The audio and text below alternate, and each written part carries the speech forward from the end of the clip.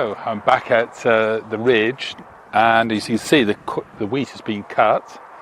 Some nice clouds. I'm trying out my remote microphone, see if the road noise is less.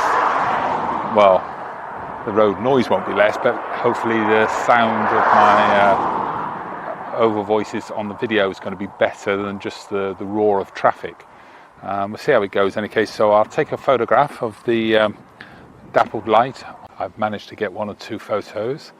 The clouds are moving relatively fast, so the different patches of light and dark on the field is quite interesting.